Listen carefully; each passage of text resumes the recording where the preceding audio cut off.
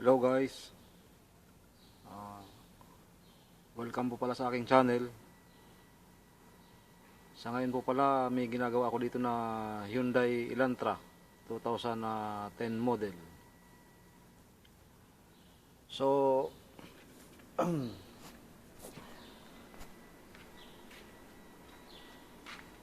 bali ang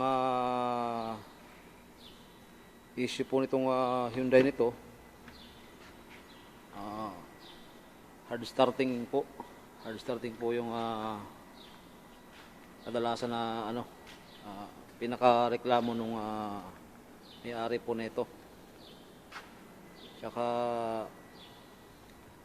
hindi lang po hard starting ang reklamo niya.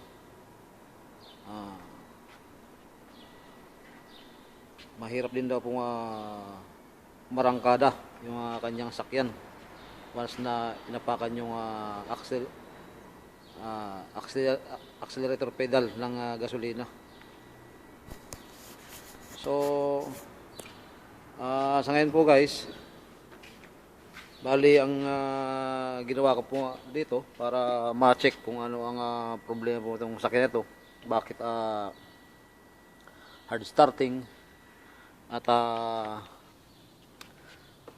medyo hirap umarangkada.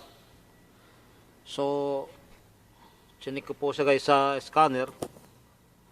Ito po yung trouble code na lumabas. Dalawa po. P0134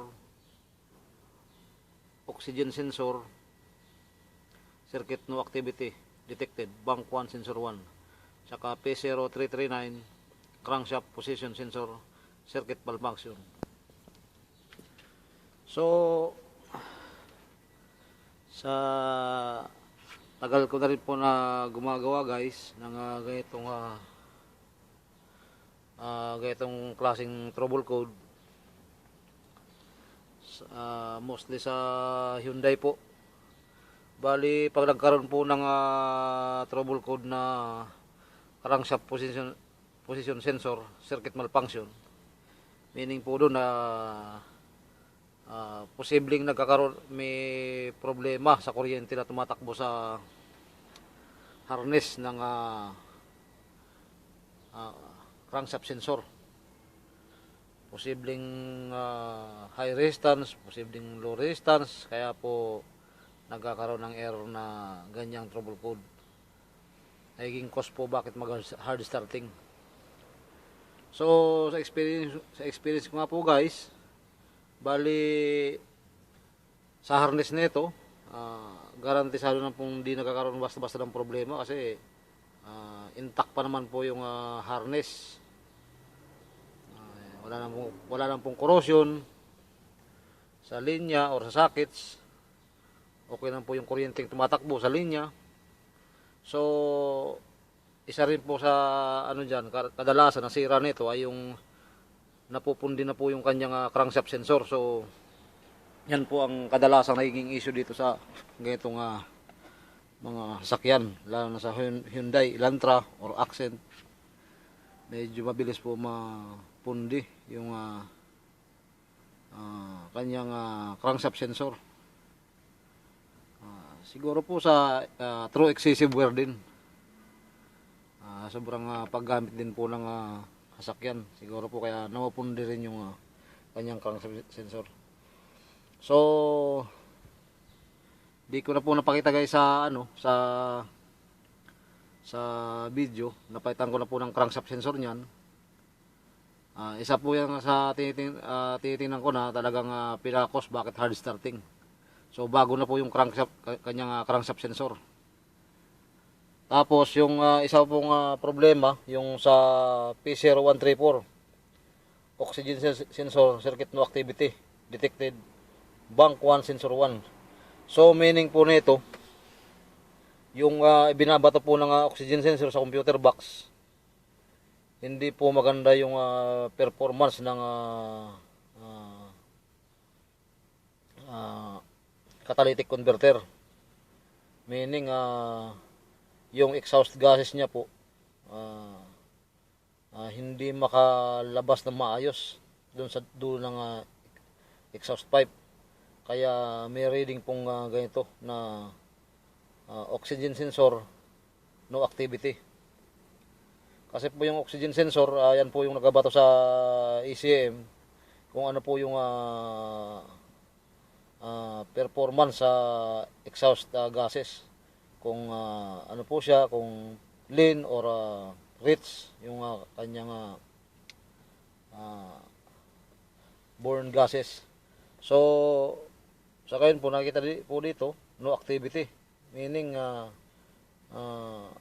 posible pong sira na yung kanyang filter sa catalytic converter assembly. So, ang ginawa ko po dito guys, yung pinaka catalytic converter assembly niya, tinanggal ko po at tinanggal ko yung ano,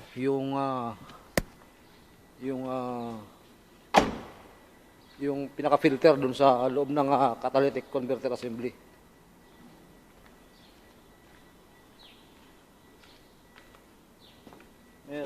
Meron pa ako dito guys na example ng catalytic converter assembly.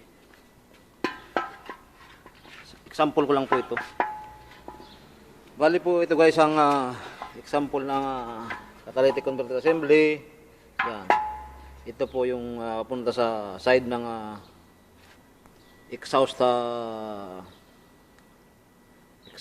manifold na nakabit sa head mismo. Ito naman po yung sa dulo na to. Papunta na po ito sa dulo ng exhaust pipe. So sa loob nito guys, ito wala na po kasing laman eh. Tanggal na po yung kanyang filter ng catalytic converter. Sa loob nito guys, meron kung may buo pa po ito, meron po tayong makikita dyan na parang asbestos or ceramic na pinaka-filter ng exhaust gases. So ang pagkakaalam ko po guys sa function itong catalytic converter assembly na ito, yung harmful gases po na binubuga ng makina during exhaust stroke, yung mga harmful gases po na galing sa makina mismo, dadaan po dito sa pinaka-ceramic na filter. Sa loob niyan, dadaan po dyan. At paglabas po dito niyan, yung harmful gases po, maka-convert na po sa gases na hindi makaka-apekto sa kalusugan ng tao or sa air pollution. So, yun po yung pagkakalam ko sa function ng catalytic converter assembly. Kaya po dinisenyo itong ganito para po medyo ma-minimize yung air pollution. So, ngayon guys, tulad po itong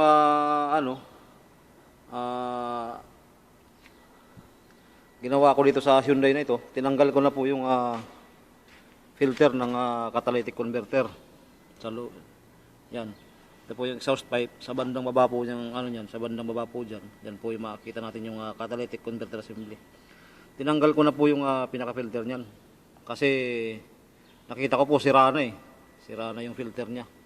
Kaya pag sira na po kasi yung filter ng catalytic converter o yung sa loob niyan, nagiging cause po ng clogging.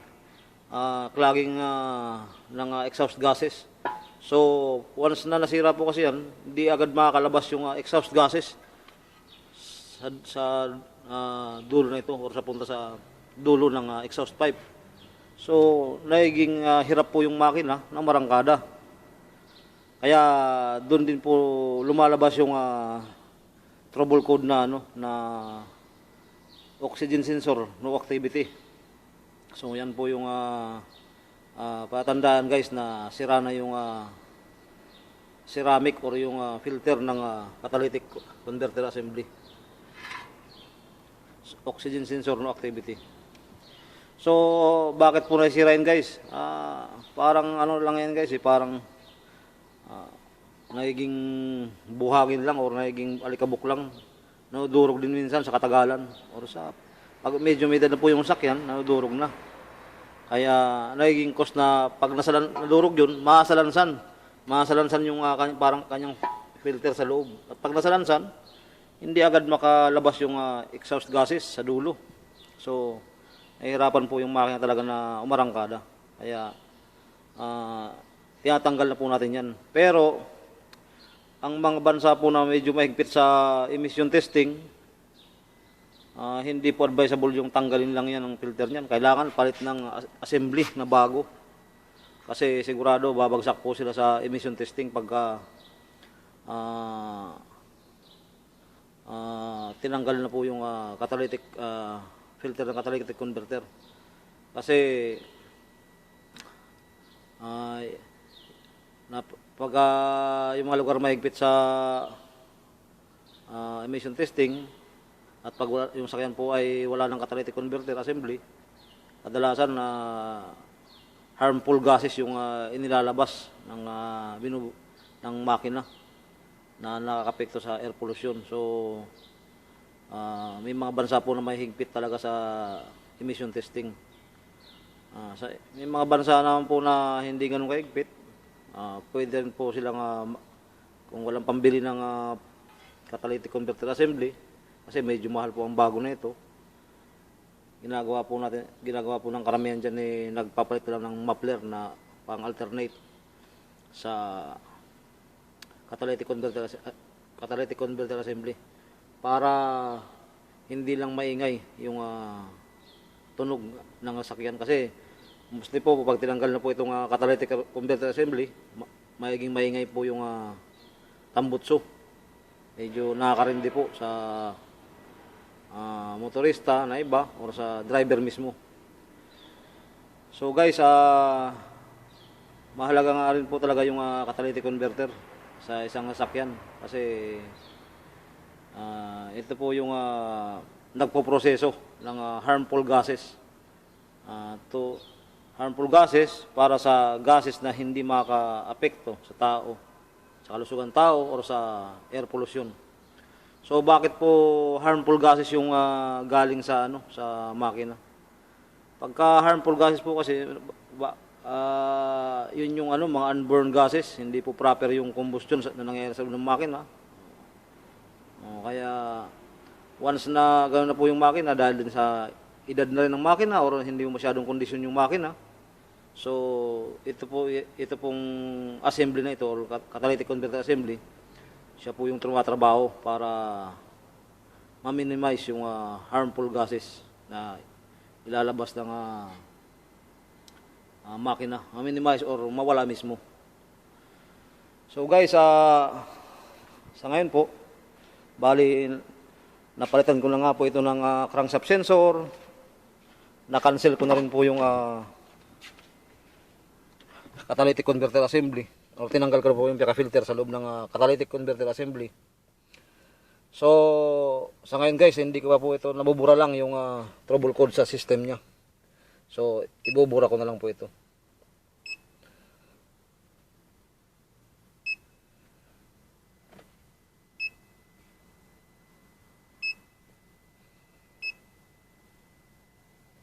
Ayan guys, system pass, no fault codes detected. So, sa ngayon guys, sigurado po ako na okay na itong sasakyan na ito kasi system pass, no fault codes detected. Kasi po pag may problema pa, siguradong yung trouble code po kayo nakita natin sa scanner, siguradong andyan na po siya. So guys, sana po may na-share naman akong konting kaalaman sa mga kaibigan po nating mekaniko dyan at sa mga nag-aaral po ng automotive. Abangan nyo lang po lagi yung aking video, kaya paki-subscribe nyo lang po yung aking channel at paki-click na rin po yung notification bell para ma-update po kayo every time na mag-upload po ako ng bagong video na makakatulong po sa mga gumagawa ding mga mekaniko po dyan. Maraming salamat guys. God bless.